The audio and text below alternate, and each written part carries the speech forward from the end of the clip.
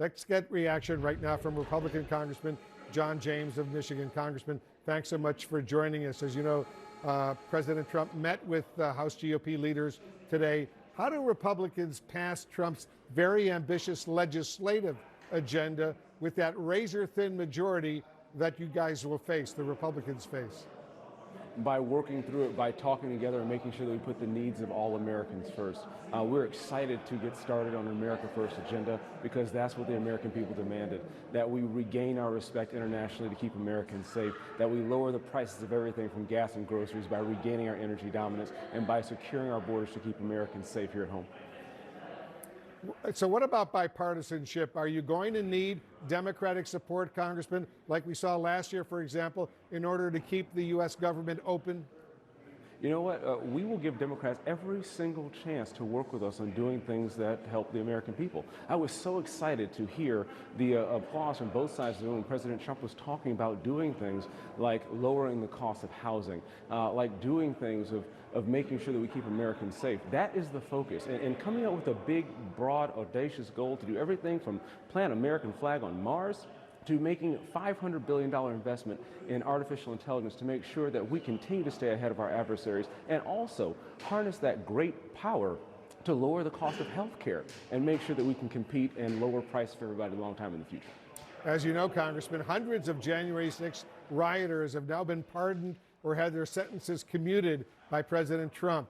And those who beat police officers had their sentences commuted in the process. Was President Trump right to pardon these people? President Trump is focused squarely on the future, and I firmly believe that's where most Americans are right now. We absolutely must support our police, we absolutely must support law enforcement, and we absolutely must move our nation forward. I support the police, and so does everybody else here, and I wasn't there then, but the law enforcement officers, the Capitol Police whom I've met here, have been a part of keeping my family and my friends safe in the Capitol each and every single day, and we applaud their efforts. So what kind of message, Congressman, do these pardons and commutations send to law enforcement? You support law enforcement, yet these people who attacked law enforcement on January 6th are now going to be free. You know, leftists weren't too concerned with attacks on law enforcement when we saw them getting cold-cocked on New York cities during BLM riots a couple of years ago.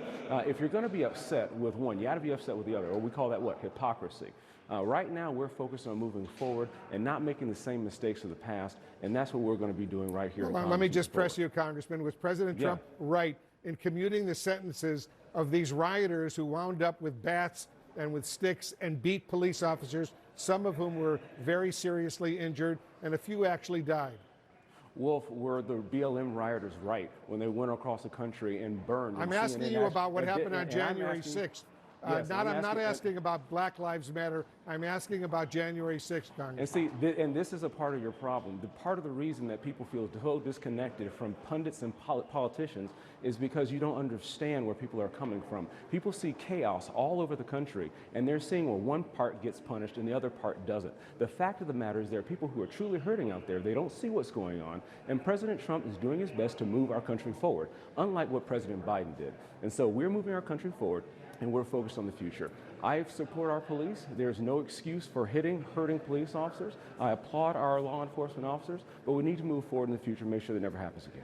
As you know, President Trump also issued an executive order attempting to overturn birthright citizenship, which is included, as you know, in the 14th Amendment.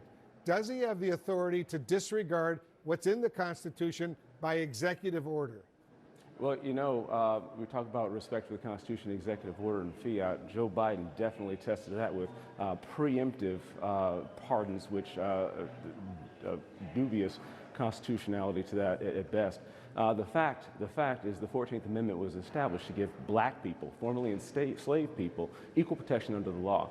And the fact is that this is actually a draw for illegal immigrants who are taking advantage of our rights and privileges, frankly, that African Americans worked for hundreds of years before they were even acknowledged.